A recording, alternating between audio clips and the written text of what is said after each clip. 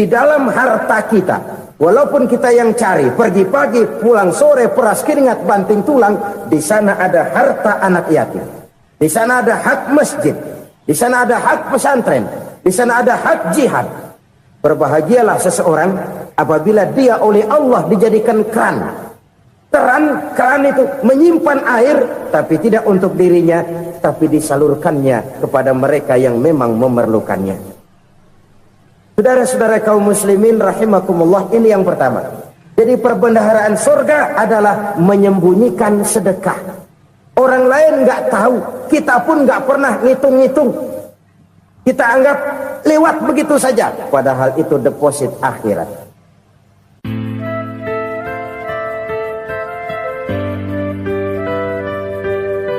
Selalu berusaha menyimpan sesuatu yang bisa membawa manfaat, baik untuk dirinya, untuk anak cucunya, maupun untuk keluarganya, untuk masa kini dan masa depannya. Kadang simpanan itu berbentuk uang, kadang berupa tanah, lain saat berbentuk pabrik, dan lain sebagainya. Sementara masa depan yang paling pasti adalah akhirat. Jika untuk masa depan dunia kita rela memeras keringat, membanting tulang, pergi pagi dan pulang petang, menyimpan uang, menyimpan tanah, menyimpan pabrik, pernahkah kita merenung jika satu saat kiamat datang, kita dibangkitkan dari kubur masing-masing, berdiri di padang mahsyar untuk mempertanggungjawabkan seluruh kegiatan hidup kita di dunia ini, lalu kita akan menuju ke alam akhirat. Sudahkah kita mempunyai simpanan untuk akhirat kita? Pada pertemuan kali ini saya ingin menyampaikan sebuah hadis di mana Rasulullah sallallahu alaihi wasallam bersabda, "Arba'un min kanzil jannah." Simpanan sorga ada 4 macam. Yang pertama, ikhfa'us sadaqah, menyembunyikan sedekah. Saudara-saudara kaum muslimin, sebagaimana yang kita maklum bahwa Allah Subhanahu wa taala melebihkan sebagian rezeki dari kita terhadap yang lain. Ada yang kaya, ada yang setengah kaya, ada yang miskin, ada yang setengah miskin, dan selanjutnya. Ada yang gajinya kecil tapi penghasilannya gede. Ada yang penghasilannya gede tapi nggak punya gaji. Ada juga yang memang gajinya gede dan penghasilannya gede. Kelebihan rezeki merupakan sunnatullah dan tidak harus membuat kita merasa lebih dari yang lain. Bahkan sebaliknya, kelebihan itu harus membuat kita ringan tangan untuk menolong mereka yang memang memerlukan pertolongan. Kalau saudara diberikan ilmu, maka pertanyaan akhirat cuma satu: ilmumu kau amalkan untuk apa? Kalau saudara diberikan umur yang panjang, pengadilan akhirat juga bertanya satu: umurmu kau habiskan di mana? Tapi kalau saudara diberikan harta, pengadilan akhirat akan bertanya 2: hartamu kau dapat dari mana? Kau belanjakan kemana? Dari mananya ditanya, dan kemananya juga ditanya. Oleh karena kita akan dimintakan pertanggungan jawab, maka amanah yang bernama harta ini harus kita gunakan dengan sebaik-baiknya. Ada penggunaan yang merupakan kewajiban, itu zakat namanya. Ada penggunaan yang sewaktu-waktu, itu infak namanya. Ada yang lebih sewaktu-waktu lagi, dan itu sedekah namanya. Zakat dia terikat oleh haul dan nisab, oleh putaran batas waktu dan ukuran dari harta itu sendiri. Sedangkan infak terikat oleh situasi dan kondisi perekonomian seseorang. Sedangkan sedekah tidak terikat dengan apapun. Dalam kondisi seperti apapun kita bisa melakukan sedekah dengan yang terkecil sekalipun. Sampai-sampai Rasulullah sallallahu alaihi wasallam mengajarkan, la tahqiranna minal ma'rufi syai'an walau an talqa akhaka biwajhin talik. Atau ada hadis, tabassumuka fi wajhi akhika laka shadaqah. Senyumanmu kepada temanmu adalah sedekah. Jadi untuk melakukan sedekah tidak harus dalam berbentuk uang. Dengan ilmu kita bisa sedekah, dengan tenaga kita bisa bersedekah, dengan pikiran kita bisa bersedekah, bahkan senyum kepada teman itu pun sedekah. Jadi kalau sedekah dengan uang memang belum punya uang, nyengir aja banyakin. Itu asal pada tempatnya, jangan lalu ketemu tiang listrik cengengesan. Tentu tidak pada tempatnya dan tidak wajar. Nah, sedekah yang paling dicintai Allah adalah sedekah yang disembunyikan. Artinya jauh dari sifat riya. Kan kadang-kadang ada orang sedekah itu disebutkan namanya. Apa tidak bagus? Kalau memang niatnya ikhlas, ya bagus-bagus saja. Untuk memberikan sugesti kepada yang lain. Si Fulan bin Fulan nyumbang sekian, diumumkan. Boleh kalau niatnya untuk memberikan rangsangan kepada yang lain supaya dia menyumbang lebih besar dari orang tadi. Tapi kalau itu mendatangkan riya, maka sedekah yang paling dicintai Allah adalah sedekah yang disembunyikan. Tangan kiri saja tidak tahu apa yang diberikan oleh tangan kanan. Sedekah yang dilakukan dengan ikhlas akan merupakan perbendaharaan surga. Tersembunyi dari pandangan orang lain. Tidak seorang pun tahu. Karena memang sikap yang baik adalah melupakan kebaikan dan mengingat kesalahan. Itu salah satu ciri orang bahagia. Orang yang selalu mengingat kesalahannya dan berusaha melupakan segala kebaikannya. Kalau dia akan berada kebaikan, dia tidak bisa ikut, dia merasa rugi karena dia merasa belum pernah berbuat baik. Tapi kalau akan melakukan kesalahan baru, dia ingat kesalahan yang sudah-sudah, sehingga terhalang baginya untuk melakukan satu kesalahan baru. Demikianlah saudara-saudara, bahwa Allah melebihkan rizki sebagian kita dari yang lain, agar terjadi tolong-menolong dalam kehidupan ini. Jadi kesenjangan yang nature, kesenjangan yang alami, itu sunnatullah. Ada yang kaya, ada yang miskin, ada yang kelas menengah. Nah, kenapa lalu sekarang kita berusaha mengentaskan kemiskinan? Oleh karena adanya kesenjangan struktural. Kalau yang kaya bisa semakin kaya, kenapa yang miskin tidak bisa naik jadi ikut sedikit kaya? Sebab pada dasarnya Islam adalah agama yang sejak turunnya sudah berupaya memerangi kemiskinan. Bahkan dikatakan kemiskinan itu mendekatkan kepada kekufuran. Orang kalau miskin udah dekat banget sama kafir. Gampang menjadi kafir. Berapa banyak saudara-saudara kita yang oleh karena soal perut, oleh karena soal materi, terpaksa meninggalkan dan menanggalkan akidahnya. Menjual petunjuk yang diberikan Allah dengan kesenangan dunia yang cuma sebentar ini. Na'udzubillah, summa na'udzubillah. Jadi makin kita sembunyikan suatu sedekah, semakin banyak perbendaharaan kita di surga. Sedekah yang paling dicintai Allah adalah sedekah yang disembunyikan. Malahan ada seorang sufi, dia punya kebiasaan kalau pergi sholat Jumat, dia bawa uang, itu uang dia taruh di bawah tikar masjid.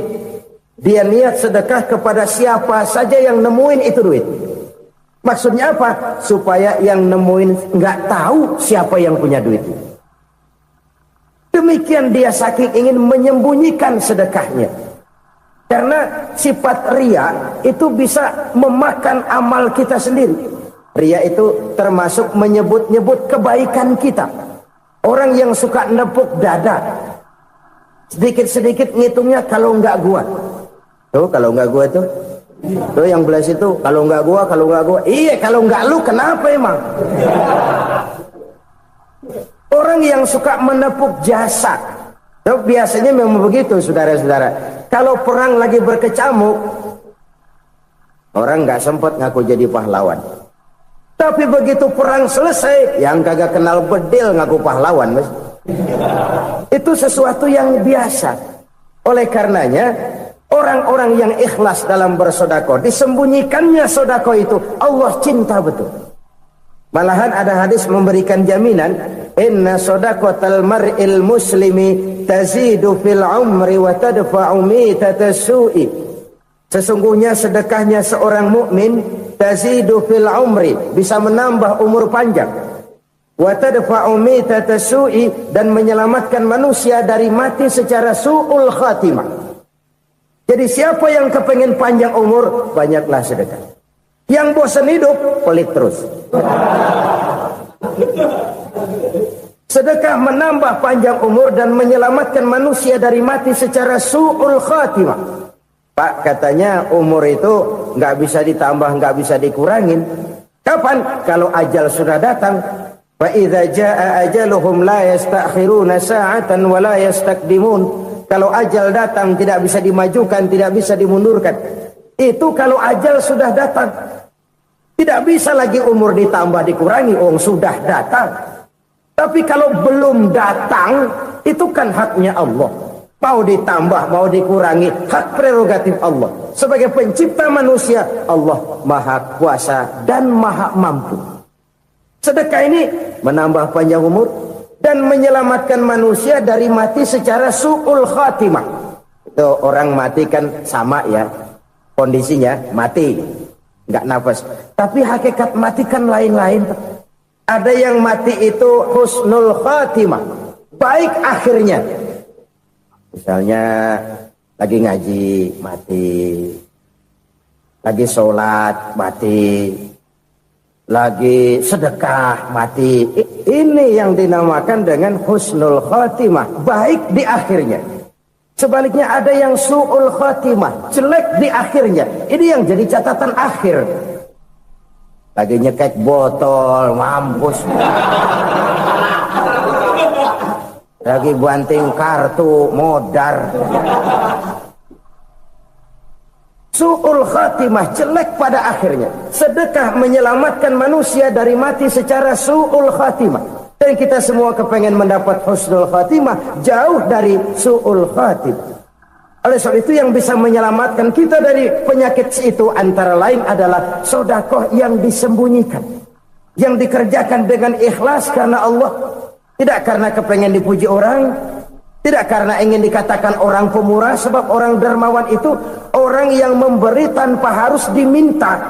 Kalau masih harus diminta, ya belum dermawan namanya, masih harus diminta.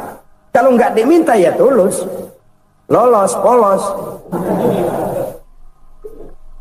Saudara-saudara kaum muslimin rahimakumullah, harta adalah amanat dan akan kita pertanggungjawabkan.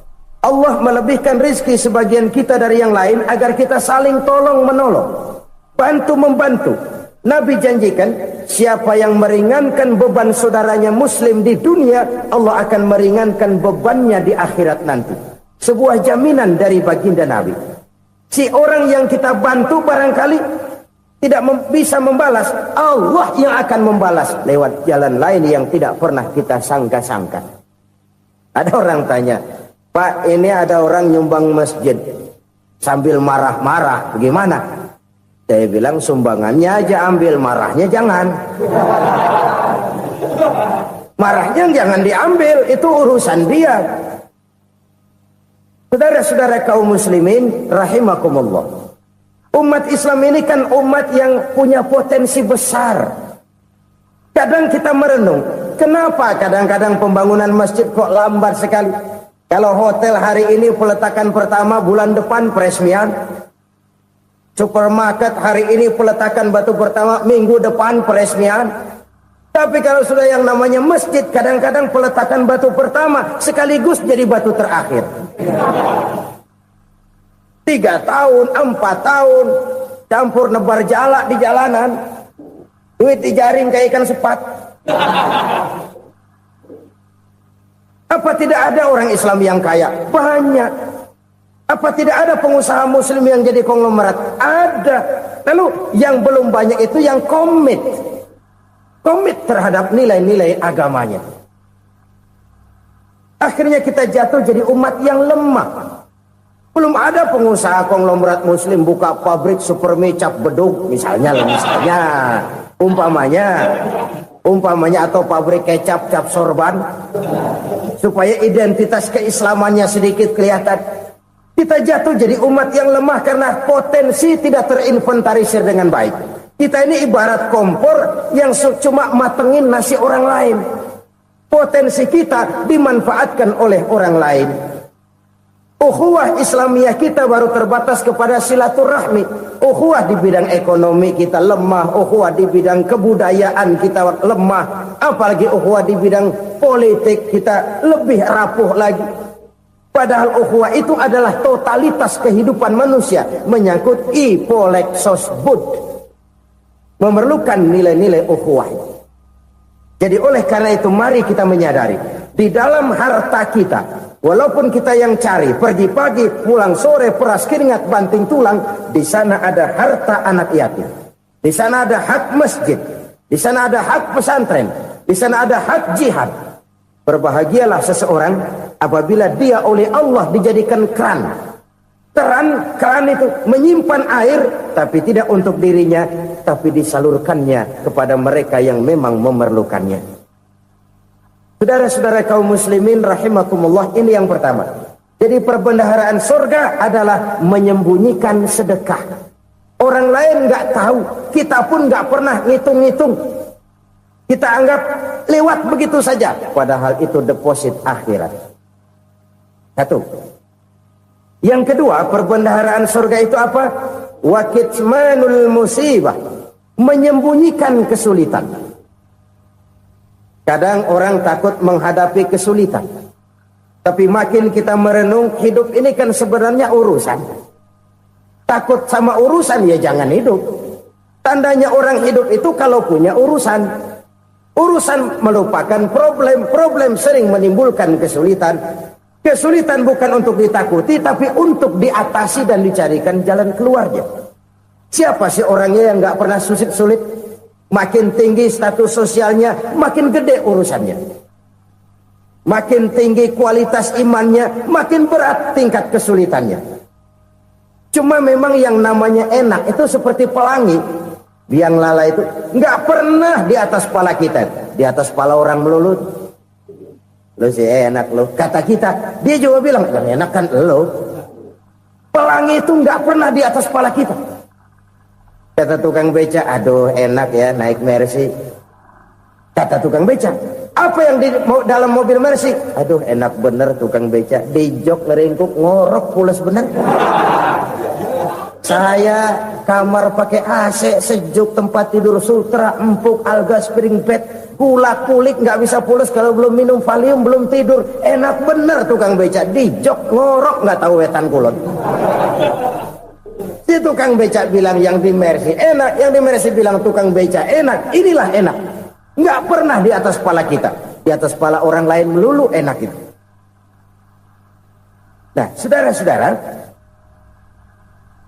yang merupakan perbendaharaan surga itu orang yang bisa menyembunyikan kesulitan. Baik pribadi ataupun rumah tangga. Nih terutama rumah tangga yang jadi soalnya. Kadang-kadang kita ini kalau senang, sebaliknya, kalau senang kita diam. Kalem aja, cuek. Banyak banget duit kita, bawaan diam aja udah. Malah ketemu orang takut. Tapi begitu susah, sekampung tahu. Padahal Nabi mengajarkan perbendaharaan surga itu menyembunyikan musibah, menyembunyikan kesulitan. Kalau enak, cerita sama orang-orang. Kalau nggak enak, rasain sendiri, tekan sendiri, atasin sendiri. Kita kan sebaliknya. Tenang kita diam, asal lagi susah, paling tidak kita nyari teman buat cerita kesusahan. Siapa orangnya yang nggak pernah susah? Cuma soalnya bagaimana kita mengatasi kesusahan itu sendiri. Begitu juga misalnya kalau orang sudah berumah tangga, itu orang tuanya harus menjadi tempat dia cerita yang enak-enak saja. Yang nggak enak rasain berdua, selesaikan berdua, atasin berdua. Jangan dibalik. Asal senang diam, giliran susah saja. Maknya laporan. Terbalik. bisa menjaga security informasi. Maka nama bayam keluar diem, malah seluitan. Enak amat lo makan daging ayam. Security informasi. Saudara-saudara kaum muslimin rahimakumullah. Ujian yang terberat itu yang pernah diberikan kepada para nabi, para rasul, para aulia, para ulama. Makin tinggi keimanan, makin berat bentuk kesulitan. Ayo saya kemukakan satu contoh saja. Ada seorang nabi yang kaya, nabi kaya, namanya Nabi Ayub. Iblis kalau orang begini kan keki, ibadahnya rajin, kaya. Nih yang kayak begini susah digodain. Kalau ibadahnya rajin, miskin, kali bisa disogok. Sini imannya mantap, ibadahnya rajin, kaya, nabi lagi. Oh, tapi namanya iblis nggak kurang akal. Laporan, Tuhan, kenapa les? Ya ini bahasa saya, bahasa Qurannya sih nggak gitu. Itu hambamu yang namanya Ayub, dia rajin ibadah cuma karena dikasih kaya aja. Coba kasih miskin dia, berhenti dia sembahyang. Ah, kamu bisa aja. Saya tahu Ayub itu hambaku yang ikhlas. Saya buktiin Tuhan, silahkan. Dibuktiin lah, iblis turun ke alam ini. Yang mula-mula dia lakukan, dia rusak sawah ladang Nabi Ayub. Dia binasakan binatang ternak Nabi Ayub. Sehingga dalam waktu singkat, jatuhlah Nabi Ayub dari orang paling kaya jadi orang paling miskin. Beliau masih ibadah di mihrab dalam masjid. Datang iblis. Saudara Ayub, ya, lagi ngapain? Ibadah. Nyembah Allah, nyembah Allah. Oh, percuma. Kenapa? Tuhan yang ente sembah nih, dia udah bikin miskin ente. Sawah ladang ente hancur lebur, binatang ternak binasa. Sekarang ente jadi orang paling miskin. Ngapain nyembah Tuhan kayak begitu? Tekor. Udah berhenti dah ibadah, berhenti ibadah. Ini iblis sama Tuhan laporannya lain, yang dikerjakan kepada Nabi Ayub juga lain. Benar begitu iblis kata Nabi Ayub? Iya, sawah ladang saya habis, buras. Binatang ternak saya binasa, binasa. Saya miskin, bangpak. Apa jawab Nabi Ayub? Bukan innalillahi, ya ini hebat. Alhamdulillahillazi a'tani wa akhza minni. Segala puji bagi Allah yang telah memberikan harta kepada saya dan sekarang mengambilnya lagi. Alhamdulillah. Allah yang ngasih, Allah yang ambil.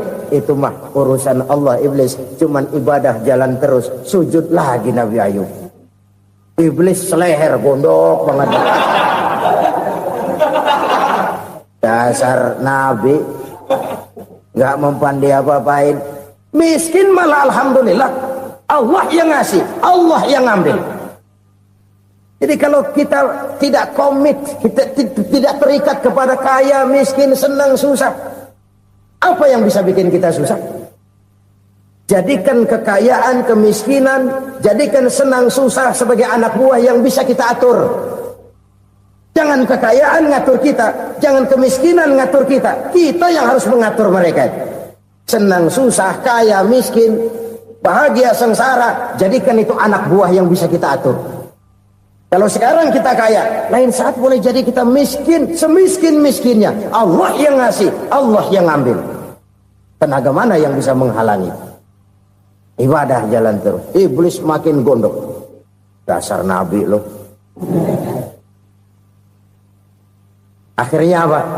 Nabi Ayub dikerjain, diberikan penyakit. Demikian fatal penyakitnya. Bayangin, udah miskin sakit. Masya Allah. Miskin sakit. Sakitnya nggak lama, kira-kira 16 tahun. Istrinya 3, 2 mental minta ceraiin. Ngerawatin laki bengek begini. Senang belum tentu, susah udah pasti nih. Cerai aja, cerai lah. Cerai. Tinggal satu Siti Rahmah yang setia menemani beliau. Sesetia-setianya hati perempuan. Satu saat Siti Rahmah bilang, Bang, Ya. Abang kan nabi, Bang. Lalu namanya nabi kan doanya jarang meleset, Bang. Maksud kamu minta kenapa sih sama Tuhan biar abang sembuh? Baik dah, Bang. Itu Rahmah. Iya. Saya sakit berapa tahun sih dah? 16 tahun, Bang. Sebelum ini saya sehat berapa tahun? Ya kira-kira 60 tahun, Bang. Nah, coba ente banding-bandingin, Rahmah. Saya dikasih sehat 60 tahun, dikasih sakit 16 tahun. Sudah nggak sabar mau doa kepada Allah minta sembuh. Saya malu kepada Allah. Diuji dengan yang luar biasa seperti ini, tidak mengganggu stabilitas kehambaannya. Dia tetap menghamba kepada Allah Subhanahu wa ta'ala. Saudara-saudara kaum muslimin rahimakumullah. Kunci menghadapi kesulitan itu apa? Allah jelaskan dalam satu ayat, wa basyiris sabirin alladzina iza asabathum musibah qalu inna lillahi wa inna ilaihi raji'un. Gembirakan orang-orang yang sabar. Siapa mereka itu? Yang apabila mendapat musibah mereka kembali kepada keyakinan dasar segalanya dari Allah dan segalanya akan kembali kepada Allah. Ini konsepsi dasar dari sikap muslim dalam menghadapi berbagai kesulitan. Segalanya dari Allah, segalanya akan kembali kepada Allah. Kalau ini sudah kondisi dasarnya, maka kita akan lapang menghadapi kenyataan bagaimanapun pahitnya. Apakah itu namanya miskin, apakah itu namanya sakit, bahkan maut sekalipun. Segalanya dari Allah, segalanya akan kembali kepada Allah. Ini sikap hidup, bukan sekedar ucapan. Kita kadang-kadang menjadikannya sebagai ucapan. Mulutnya sehingga berhenti, innalillahi wa inna ilaihi raji'un, tapi nangisnya terus gerung-gerungan. Bukan itu, ini kesadaran moral. Kalau segalanya dari Allah, segalanya kembali kepada Allah, kan sebenarnya cuma nunggu giliran. Hari ini saya nyembayangin dia, entah hari apa saya disembayangin orang. Hari ini saya antar dia ke kubur, entah hari apa orang nganterin saya ke kubur. Hari ini saya tahlilkan dia, entah nanti kapan orang tahlilkan saya. Segalanya dari Allah, segalanya akan kembali juga kepada Allah. Oleh sebab itu saudara-saudara, kesulitan bukan untuk ditakuti. Kesulitan justru untuk diatasi, dicarikan jalan keluarnya. Dan tidak ada orang yang tidak pernah mendapat kesulitan. Tidak ada. Semakin tinggi status sosial, semakin tinggi kualitas keimanan, semakin besar juga tingkat kesulitan. Hanya saja bagaimana cara kita mengatasinya. Dan Al-Quran menyatakan, inna ma'al usri yusra. Di balik kesulitan itu pasti ada kemudahan. Roda itu berputar. Karena itu Rasulullah sallallahu alaihi wasallam mengingatkan kepada kita, ta'arraf ila Allah fir raha ya'rifka fis syiddah. Ingatlah kepada Allah di waktu kamu senang, supaya Allah ingat kepada kamu di waktu kamu susah. Kalau waktu senang kita ingat kepada Allah, kita susah, Allah tidak akan meninggalkan kita. Tapi kalau waktu senang kita jauh dari Allah, sujud tidak sempat, dengan masjid jauh, ketika senang kita lupakan Allah. Nanti begitu kita susah, Allah lupakan kita. Dan itu menyakitkan. Oleh karena itu orang-orang tua kita dulu bilang, kalau lagi sehat ingat-ingat lu bakal sakit nanti. Kalau lagi kaya ingat-ingat satu saat kita bakal jatuh miskin. Bahkan kalau lagi muda ingat-ingat kita bakal tua. Dan yang terpenting kalau lagi hidup ingat-ingat kita bakal mati. Saudara-saudara kaum muslimin rahimakumullah. Jadi yang kedua yang merupakan perbendaharaan surga, menyembunyikan musibah. Saudara-saudara kaum muslimin rahimakumullah. Hal ketiga yang merupakan perbendaharaan surga adalah wasilatur rahmi. Orang yang suka bersilaturahmi. Sebagaimana yang kita maklum bahwa manusia adalah makhluk yang disebut zon politika. Makhluk sosial yang tidak mungkin hidup sendiri-sendiri. Betapa dan siapapun kita memerlukan orang lain. Bodoh betul manusia kalau tinggal di tengah masyarakat tapi tidak mau bermasyarakat. Merasa hebat sendiri, pintar sendiri, gagah sendiri, kaya sendiri. Mungkin kalau mati juga ngubur sendiri. Jangankan kita di sini, Di surga saja Nabi Adam waktu sendirian bengong melulu, mondar mandir. Allah tegur dalam sepi dam. Jadi ini kalau bahasa saya, iya Tuhan sepi ini nggak ada coret-corekan pisan ini. Diciptakan Siti Hawa baru anteng Nabi Adam. Itu di surga. Cobalah. Umpamanya saudara tinggal di Jakarta nih. Kayak bener. Apaan aja di Jakarta punya saudara dah. Jembatan Semanggi ambil. Monas, Buntel bawa pulang. Hotel-hotel ambil semua. Cuman tinggal di Jakarta sendirian. Apa enaknya? Betapa dan siapapun kita perlu orang lain. Tidak ada seorang pun yang bisa memenuhi kebutuhan hidupnya secara sendiri-sendiri. Nah, Islam telah menyelamatkan manusia dari ras diskriminasi, mengikat manusia dengan persaudaraan yang berlandaskan kepada akidah. Karena itu dianjurkan bersilaturahmi. Bahkan Nabi menyatakan, man arada ayyubsata lahu fi rizqihi wa yunsa'a fi atharihi falyasil rahimah. Siapa yang kepengen diluaskan rezekinya dan dipanjangkan usianya, banyaklah ia bersilaturahmi. Siapa yang kepengen dimudahkan rezekinya, hendaknya ia banyak bersilaturahmi. Kalau banyak teman, kesulitan kan paling tidak ada tempat cerita. Udah susah sendirian, kita pikirin diri, nggak ada tempat tukar pikiran. Cepet banget sama bengek. Dilawan sendiri. Nah, secara makro kita bisa berkata, tidak mungkin ada kemenangan kalau tidak ada kekuatan. Tidak ada kekuatan kalau tidak ada kesatuan dan persatuan. Tidak mungkin ada kesatuan dan persatuan tanpa semangat silaturahmi. Kalau umat Islam mau menang, dia harus kuat. Kalau umat Islam mau kuat, dia harus bersatu.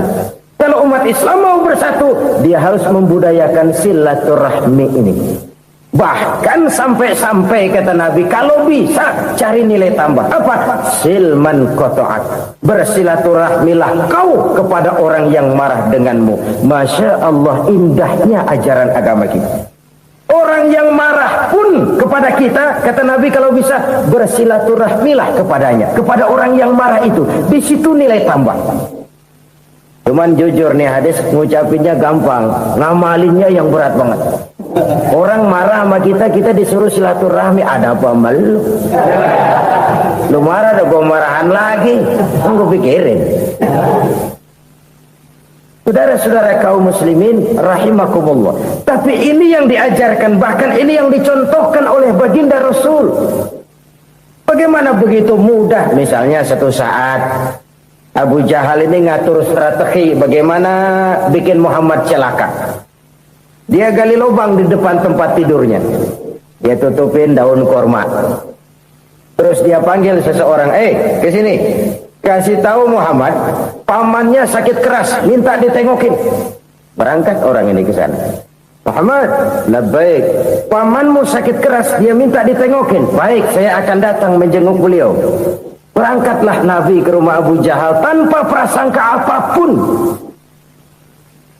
Abu Jahal udah pasang setil, selimut 3 rangkap setengah dipakai, persis kayak orang meriang. Tapi sembari ngintip dari balik selimut.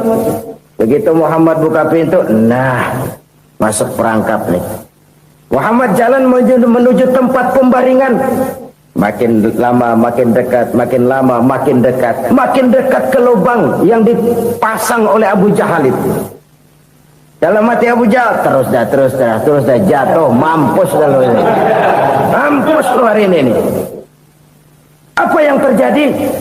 Malaikat Jibril datang. Muhammad, pamanmu cuma pura-pura sakit. Di depan tempat tidurnya ada lubang perangkap supaya kamu jatuh ke situ.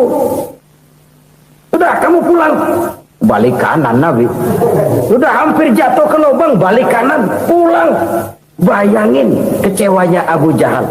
Muhammad dikit lagi, Muhammad dikit lagi. Enggak, paman, saya pulang aja. Emosi bangun dari tempat tidur, enggak sadar kalau lagi pura-pura sakit. Lompat ngejar Nabi, dia lupa dengan lubang yang dia gali. serak, nyemplung sendiri ke dalam lubang.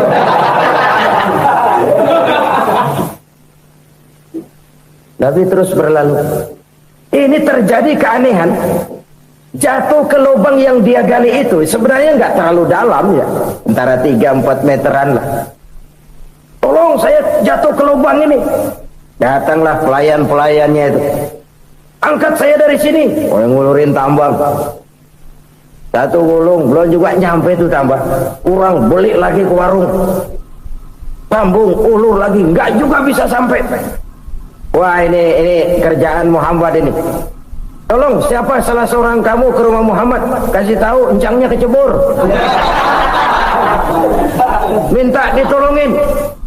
Sampaikan kepada Rasul. Kenapa? Pamanmu jatuh ke lubang, Muhammad minta tolong diangkatin. Tambang udah nyambung-nyambung nggak nyampe juga. Ya, nanti saya datang, saya tolong. Coba ini. Nyata-nyata orang berniat jahat mau mencelakakan dia. Datang dia menolong. Ini yang disebut air tuba dibalas air susu ya ini. Bukan sebaliknya. Air tuba dibalas air susu. Paman, kecebur ya? Iya Muhammad, tolong ini. Pegang tangan saya. Nabi ulurkan tangannya. Nyampe. Dipegang oleh Abu Jahal. Diangkat ke atas. Sampai atas, apa kata Abu Jahal? Sihirmu memang hebat Muhammad. Udah ditolongin dikata sihir. Yang enak kita kemplang kan itu orang ini. Urusan apa? Tapi inilah akhlak. Kalau bisa kamu bersilaturahmilah dengan orang yang marah kepadamu sekalipun. Orang marah kita tetap baik. Kalau kita berbuat baik sama orang yang memang baik, rasanya sih biasa-biasa aja. Orang baik kita baik lagi, ya draw aja, belum ada nilai tambah di situ. Baru ada nilai tambah kalau kita bisa berbuat baik kepada orang yang nyakitin kita. Itu namanya kita setingkat di atas dia. Dia sakitin kita, kita berbuat baik sama dia. Dia pelit sama kita, kita baik sama dia. Dia marahin kita, kita deketin dia. Di situ kita punya nilai tambah. Jadi siapa yang ingin diluaskan rezekinya kata Nabi dan dipanjangkan umurnya, hendaklah ia banyak-banyak bersilaturahmi. Sederhana sebenarnya silaturahmi, tapi silaturahmi membangkitkan semangat kesatuan dan persatuan. Kesatuan dan persatuan melahirkan kekuatan.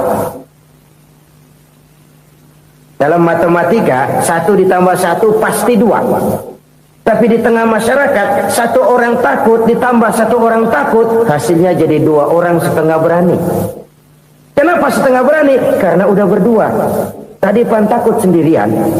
Kalau dia kumpul turu-turu takutlah jadi berani. Kita yang lemah, kita yang tidak berdaya, kita yang miskin, kalau mau kompak bersatu, apa yang nggak bisa kita kerjain? Apalagi tinggal di kota besar, pilihan cuma 2. Bertahan atau minggir. Bertahan atau minggir. Untuk bisa bertahan harus mampu bersaing. Untuk mampu bersaing harus punya keahlian. Keahlian harus ditunjang dengan pendidikan, ditambah oleh kekompakan sebagai umat. Udah miskin mencar mulu, orang injek kita. Orang nggak pandang urusan apa malu. Oleh karena itu silaturahmi pada hakikatnya merupakan ruh dari ukhuwah yang diajarkan oleh agama kita. Bagaimana Islam menyelamatkan masyarakat manusia dari ras diskriminasi, mengikat manusia, dan tidak ada persaudaraan yang lebih indah selain persaudaraan yang diikat dengan nilai-nilai akidah. Sepanjang orang di jalan Allah, itulah saudara kita. Keluar dia dari jalan Allah, selesailah persaudaraan sampai di situ. Karena itu, kalau ingin menyimpan sesuatu di surga, banyaklah bersilaturahmi. Datang ke rumah ini, datang ke rumah itu, dan lain sebagainya.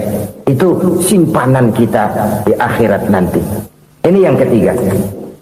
Saudara-saudara, yang keempat, perbendaharaan surga itu apa? Wa qawlu la hawla wa la quwwata illa billah.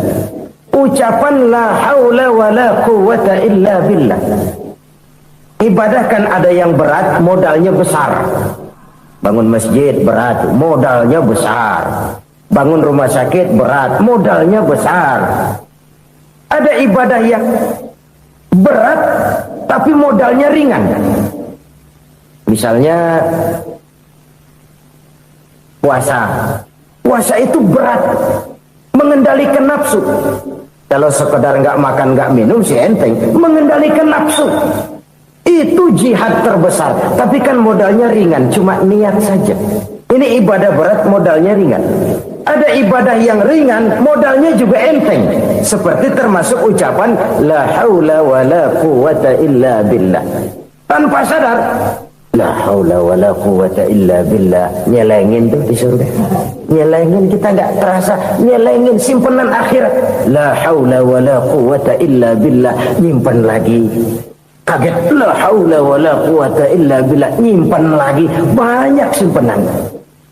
Walaupun sebenarnya yang dimaksud di sini adalah kesadaran batin bahwa tidak ada daya dan kekuatan kecuali Allah. Itu intinya. Kita memulai pekerjaan disunahkan baca bismillah, kan begitu. Apa itu? Kesadaran moral bahwa ini saya bisa kerjakan. Saya kerjakan ini dengan menyebut nama Allah. Kenapa? Kalau Allah tidak memberikan daya dan kekuatan, mana mampu saya kerjakan ini. Maka saya kerjakan ini dengan menyebut nama Allah. Bismillah. Kesadaran moral. Manusia hanya wajib berusaha, tapi nggak pernah wajib berhasil. Banyak hal-hal yang kalau kita renungkan secara rasio nggak mungkin, tapi jadi kenyataan. La haula wala quwata illa billah. Tidak ada daya dan kekuatan kecuali bagi Allah semata-mata. Kesadaran moral akan kelemahan dan keterbatasan makhluk bernama manusia. Kadang kita kagum dengan otak, tapi kita sering lupa sama yang bikin otak. Padahal bagaimanapun hebatnya otak, yang bikin otak pasti lebih hebat dari otak. Nggak percaya, silahkan otak-otakan. Inilah kecenderungan. Kita kagum dengan pesawat-pesawat mutakhir, bukan main besi gede banget terbang itu. Alangkah hebatnya. Lalu apa yang bikin otak tidak lebih hebat dari itu semua? Kita puji laut, apa yang bikin laut tidak lebih hebat dari laut itu? La haula wala quwata illa billah. Tidak ada daya dan kekuatan kecuali Allah. Apa yang bisa kita lakukan kalau tidak karena daya dan kemampuan yang diberikan oleh Allah kepada kita? Lahirlah sikap tawadu, rendah hati, tidak melonjak menjadi angkuh dan sombong, sadar akan kelemahan dan keterbatasan diri. Sebagai makhluk yang diciptakan oleh Allah Subhanahu wa ta'ala. Jadi satu sisi ini ucapan yang berpahala, la haula, jadi wiridan. Pada sisi lain ini kesadaran moral, sikap mental, kesadaran batin bahwa yang punya daya dan kekuatan itu cuma Allah. Kita nggak pantas untuk sombong. Sebab sombong itu pakaiannya Allah. Kita nggak sedang pakai pakaian Allah, kegedean. Dan makin kita renungi, makin terbentur. Apa sih yang bisa kita sombongin? Kita mau sombong apa? Kaya? Pintar? Itu kan semua relatif. Di atas langit masih ada langit lagi. Jadi oleh karenanya, marilah kita menyadari. Manusia hanya wajib berusaha, tapi tidak pernah wajib berhasil. Yang berusaha saja tidak wajib berhasil, apalagi yang tidak berusaha. Islam bukan agama orang pemalas yang selesai sholat lalu enggelohom, enggelenggem ayem-ayem. Tapi Islam bukan agama orang sombong yang setelah berusaha lalu tidak memerlukan Allah. Kita bisa saja bikin proyeksi, tahun sekian kita bakal panen besar menurut perhitungan otak. Tapi ada kejadian lain. Apa? Tikus ngambek. Habis itu dimakanin tikus, panen gagal. Proyeksi rasional gagal oleh tikus-tikus yang ngambek itu. Bisa saja terjadi. Tahun depan kita panen besar, urung. Kenapa? Musim panas panjang. Dan sekarang ini koran-koran bikin berita musim mengalami penyelewengan. Bukan cuma manusia yang nyeleweng sekarang. Musim pakai nyeleweng. Mestinya kan musim hujan sudah selesai, masih hujan-hujan juga. Musim Nah sekarang kita boleh bikin proyeksi, kita bakal panen besar. Tahu-tahu musim panas panjang, sawah retak, air kering. Cari teknokrat yang paling botak, suruh pendekin tuh musim panas. La haula wa la quwata illa billah. Inilah kesadaran moral. Saudara, saya teringat satu saat ada seorang konglomerat. Umurnya ya kira-kira 70-an. Satu saat dia ditanya oleh wartawan, "Pak, umur Bapak berapa sih?" "Ya paling 10 tahun." 10 tahun? 10 tahun? Anak Bapak berapa orang? Satu. Satu saja? Satu. Harta Bapak berapa? Ya paling-paling bangsa 7 juta kali. 7 juta? Iya. Pak, kenapa Bapak bohongi saya? Bapak punya buku biografi. Koran-koran, majalah-majalah banyak memuat cerita riwayat hidup Bapak. Saya tahu umur Bapak 70. Kenapa bilang cuma 7 tahun? Saya tahu anak Bapak 8. Kenapa cuma bilang 1? Saya tahu harta Bapak miliaran, mungkin triliunan. Pabrik di mana-mana, bank di mana-mana. Kenapa bilang uang Bapak cuma 7 juta? Nah, kata si konglomerat tadi, "Kamu benar, Nak, kamu benar. Umur saya kalau jumlahnya memang 70, Nak. Cuman ingat-ingat saya, baru 7 tahun terakhir ini saya sujud. Baru 7 tahun terakhir ini saya berusaha dekat dengan Allah. Saya laksanakan perintahnya, saya jauhi larangannya. 7 tahun inilah rasanya yang ada nilainya di hadapan Allah. Yang 63 tahun matong, kelabu, kelem umur gue.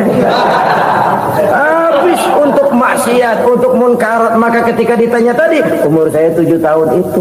Oh begitu Pak. Oh iya.